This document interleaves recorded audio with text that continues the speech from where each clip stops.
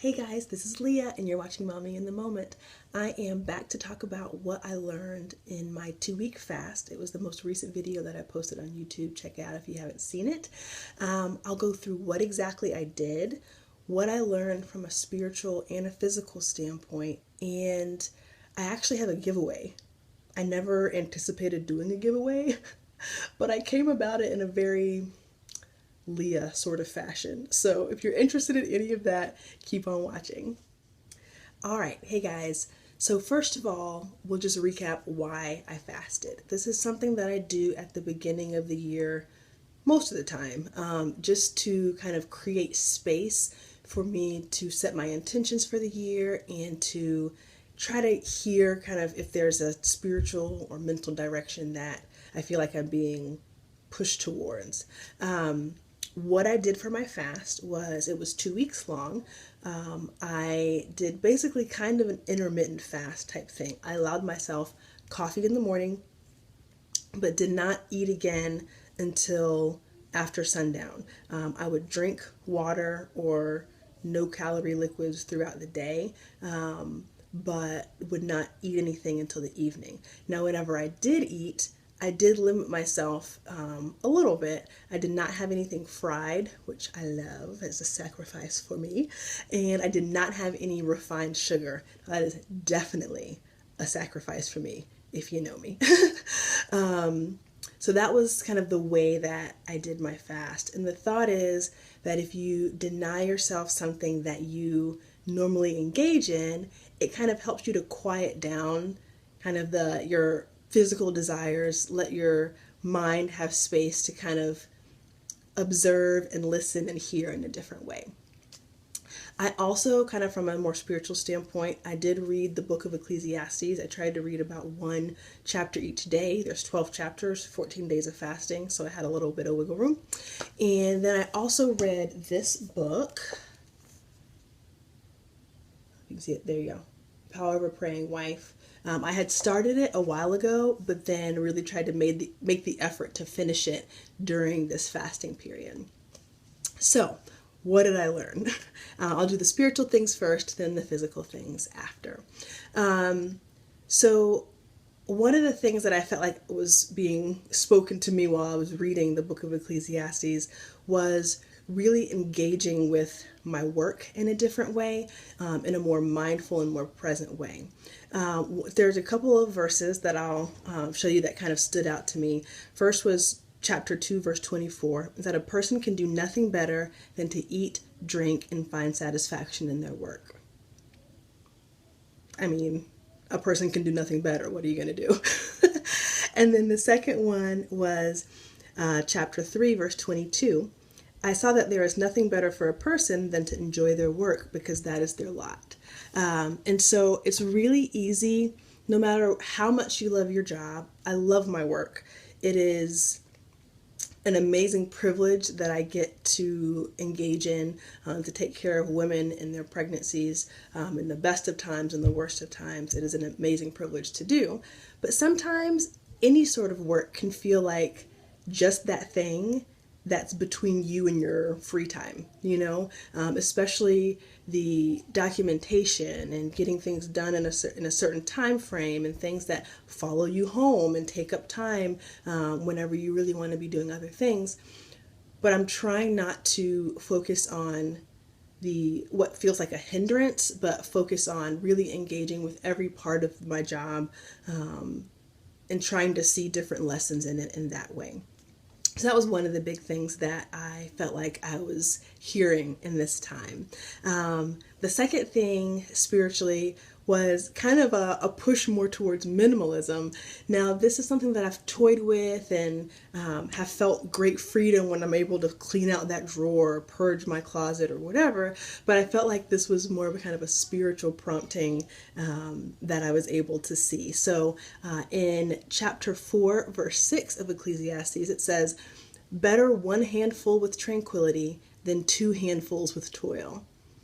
So that's not a good argument for minimalism. I think what is, having less and having peace instead of having more and having more stress and having to keep up with it and having to clean it and having to do all these things, I think I'm going to really try to focus more on going through my home, going through my mind, going through my email. I did an Instagram post about clearing out my Gmail, and doing these things in a way that really is able to bring more peace into our lives.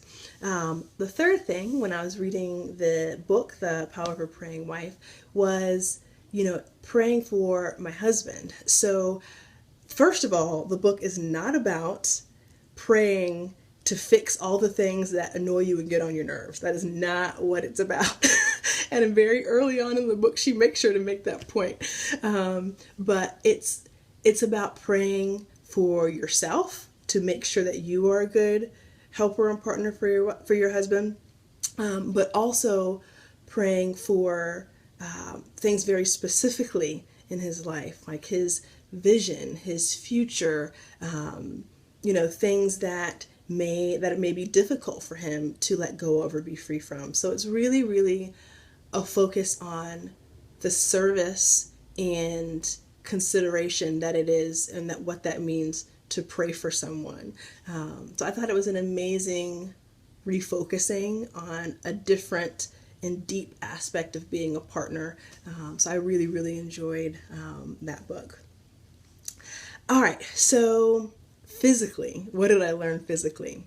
First of all, I learned I don't drink enough water.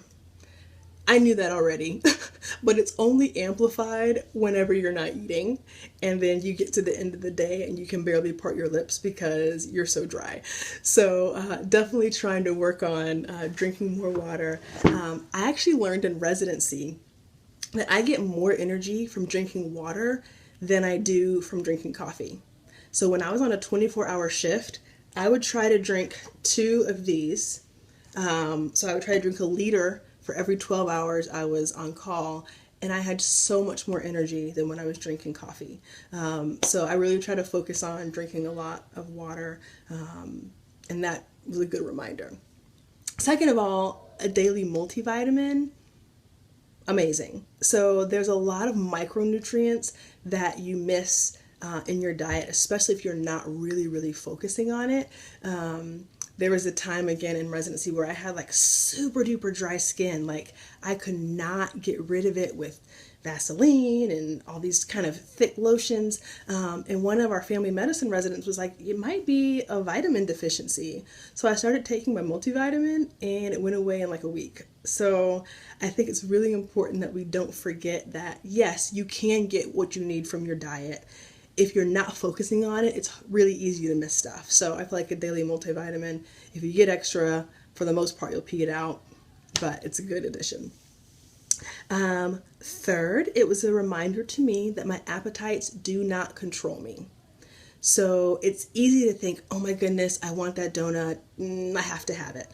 Or I have to have something sweet for dessert every day because that is my routine. My appetites do not control me. I'm able to look at something and say, you know what, that chocolate looks amazing, but I don't have to have it. And it was a really, really good reminder that I have that control over myself. And lastly is that my discipline is really what's standing between me and some of the goals that I have. So physically speaking, I was working out and, going to bar class, and I hurt my back in the last bar class that I went to like 3 weeks ago, and it's still getting better, but that's a whole nother story. But my stomach was getting a lot tighter, but I still had this little pooch, and I was like, is this my diastasis? Is it just fat? What's going on? And during this 2 weeks of fasting, most of that little pooch went away. So that was a little wake-up call to me that, you know what? You do have control over that. That stubborn area, maybe it's stubborn because you're being stubborn and you are still eating chocolate and cookies and brownies. Yeah. So it's like, what do you want more? Do you want that brownie or do you want your stomach to be flat again? Just saying. So those are the things that I learned during the fast. It was a wonderful time. It was eye-opening. It was refreshing. But now for the giveaway. So, again, a very Leah sort of thing to do. I lost this book maybe 3 or 4 days in to my fast. Couldn't find it. Looked everywhere. Chris helped me look. Couldn't find it. So I went to Barnes & Noble and I bought a new one. And they told me that I had 2 weeks to return it. And of course, I just didn't do that. But then again, I found my book. So my son is supposed to be napping and is acting a fool. Okay, what was I saying? So yeah, I had rebought the book, found the book, and then never returned the other one. So I've got an extra copy that is fresh and brand new, crispy pages that I can give away to someone who would like it. So this is what I want you guys to do. First of all, subscribe to my YouTube channel, of course. And then comment in this video, have you ever considered fasting? Have you ever thought about it? Is it something that you've considered? Yes or no? And why? Thirdly, follow me on Instagram and then tag 2 friends to the post on Instagram. I'll leave this up for a week and I will announce the winner in next week's video. So I hope you guys enjoyed this one. I hope maybe it encourages you to try fasting yourself. I think it was a really great time, a good kind of spiritual minimalism to see some different things that I really want to focus on for the year, and also learn some things about myself on a spiritual and physical level as well. All right, guys, I hope you have a wonderful day, and I'll see you in the next one. All right, bye.